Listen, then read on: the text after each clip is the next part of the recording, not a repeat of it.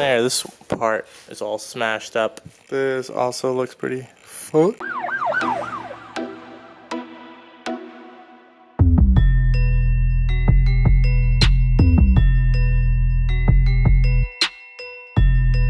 So today we're going to be finding out everything that's wrong with the $1,000 S55 AMG that I purchased not too long ago.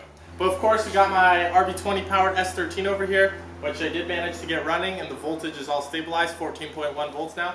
So I'm going to just quickly pull it out, and then we'll pull the S55 AMG in. So this is the first time of pulling it out or doing anything with it, pretty much. And I think it's still on 5 cylinders, not 6. So you're going to hit me full force, right? Pay for my student tuition? Yep. Thank you. Ready, boys? So, let's go.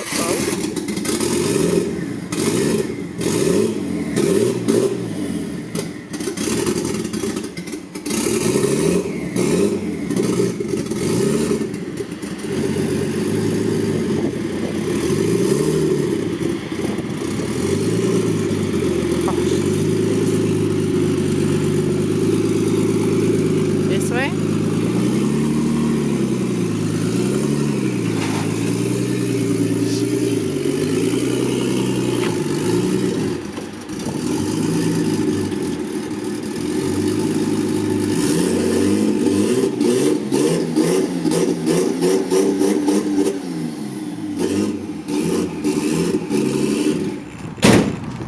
Pretty cool. Yeah, it was. I like it. God damn, boy. Boys. Oof. Yeah, this side's still full. Look at it. Finally out and about, though. Oh, it's so pretty. It's so pretty. But let's go get the S55 in. So this model right here has the hydraulic suspension, which pretty much is a little bit broken, so it releases all the fluid, I'm assuming, every single time after I park it, pretty much. So it ends up slamming itself, which is pretty cool. And then once I start it, it'll fill everything back up and then raise the car all the way up to pretty much, I think, max height.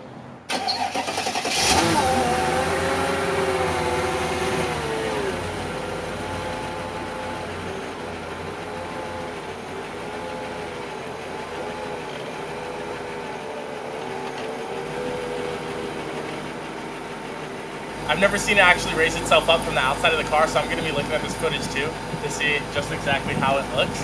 But there it is. It goes at the full height. You pretty much need to put it in drive first, and then kind of like let off the brake for the car to kind of roll forward, and then it will pump itself all the way up. Oh, so here she is in all of her glory. This side of the car is fairly nice and clean, and this side of the car is really the one that needs to get worked on. So as far as figuring out everything that's wrong with this car, I think we're going to start off by removing the front bumper, the headlights, and then the fenders to see everything that's pushed in from the accident. So that way we can see how bad it is and how much we need to pull out the shock tower and all that sort of stuff to get this thing semi-straight again. I was going to start off by removing the headlight, and this tab is broken for the headlight, so no bolts undo. And this one doesn't even have a bolt in it. Go over to this side, no bolts in this headlight, tab broken. So right now, the headlights are not bolted in at all. They are completely free to just, you know, to just come out. There's just one little clip that they push into in the corners. But anyways, time lapse. Perfect.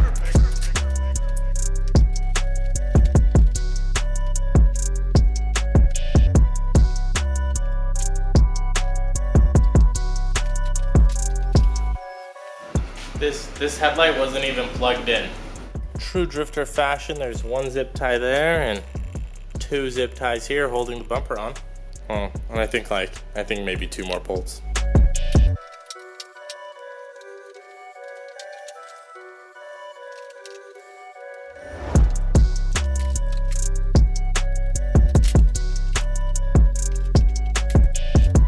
Alrighty then, boys.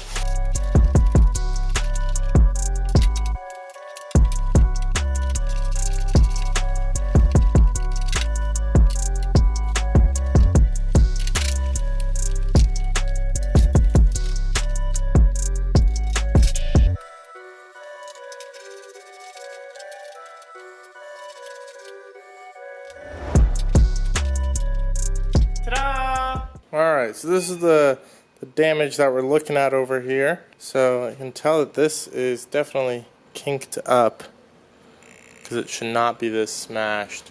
Yeah, you can tell on the good side over here how this is pretty much flat, and then on that side smashes up and has that big kink in it. So this needs to get pulled forward, it seems like, a little bit.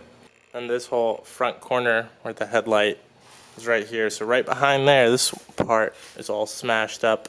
Honestly, not as bad as I thought it would be. I feel like this could very easily be pulled out and forward, because I'm pretty sure now that the impact happened somewhere around here and maybe smashed into the door over there. That whole area seems fine for the most part. Like, yeah, there's a little bit of rust there.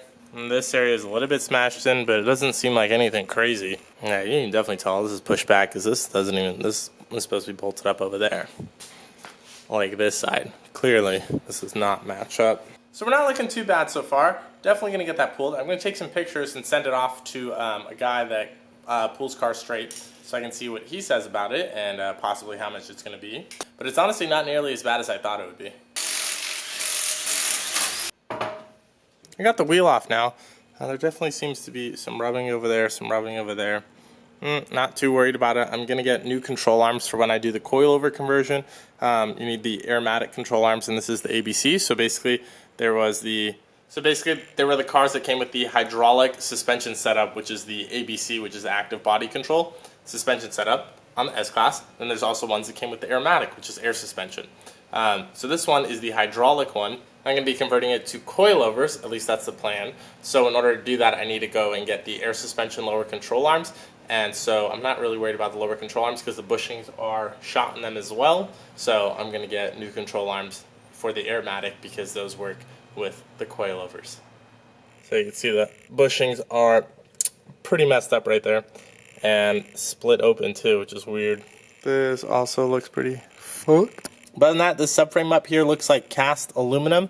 So if there was any damage on that, it would have more likely than not just cracked and snapped off. So because that is just in one piece, I could pretty much tell that that's good to go. Holy fuck. God damn, these rotors are huge. Yeah, definitely need new pads though. But god damn, these are big. In hand, look at my hand compared to this rotor. Jesus. So we covered all the stuff that had to do with it getting hit and everything being pushed in. So I'm pretty sure we got all that taken care of. Plus we looked at brake pads and just some minor other stuff that needs replacing. And since we got all this covered, I'm gonna go and check out everything that's wrong with the engine, and we'll see all the good stuff there. Because I mean, clearly this thing is leaking oil. Also, there's this random braided hose here, which is just weird, because that is definitely not OEM. So I've pulled the car out now, and we're gonna go scan the computer and figure out pretty much everything that's wrong with it, at least all the engine codes and that sort of thing.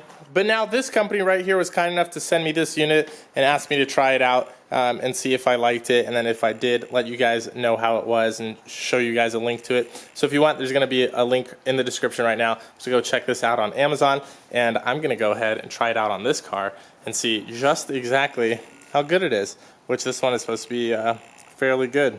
There's some specs for you guys to read.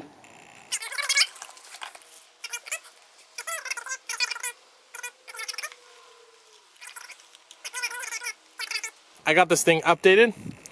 It's got the little connector right here, which has a nice little cap on it to protect all the pins. That's cool. So I'm just gonna hook it up right here and then scan it and see what kind of codes this thing is throwing.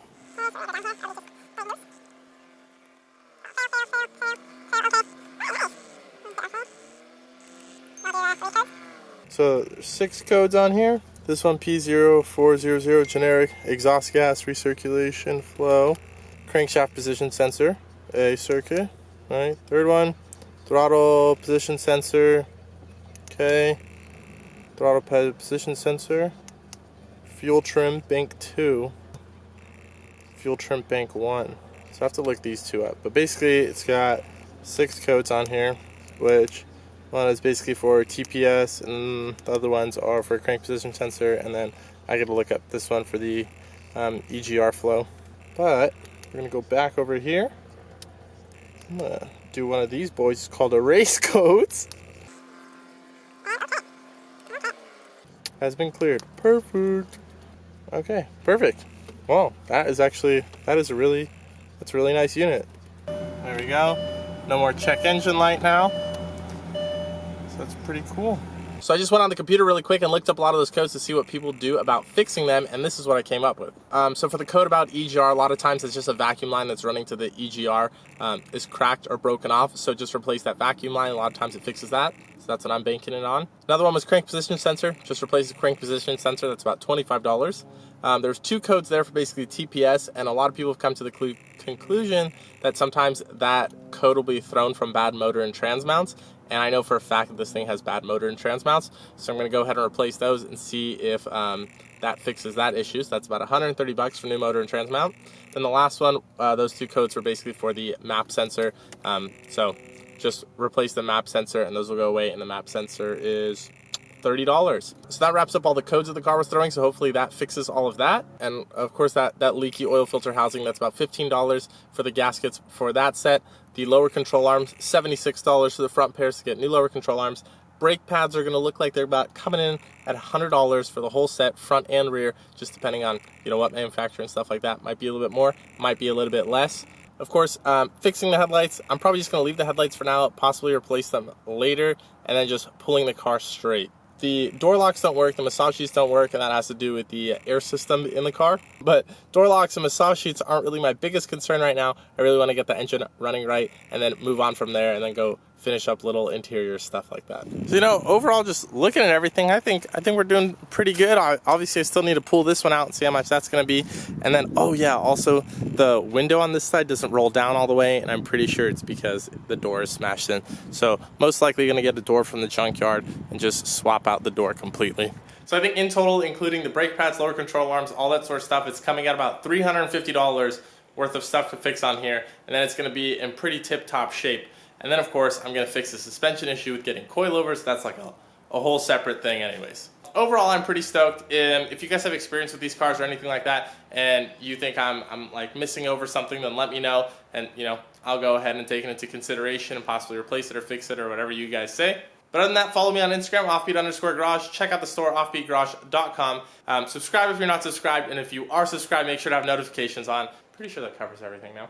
And next video about this car, we should either be welding the diff or fixing everything that's wrong with it. Either way, it's going to be a fun time. So until next time, bye!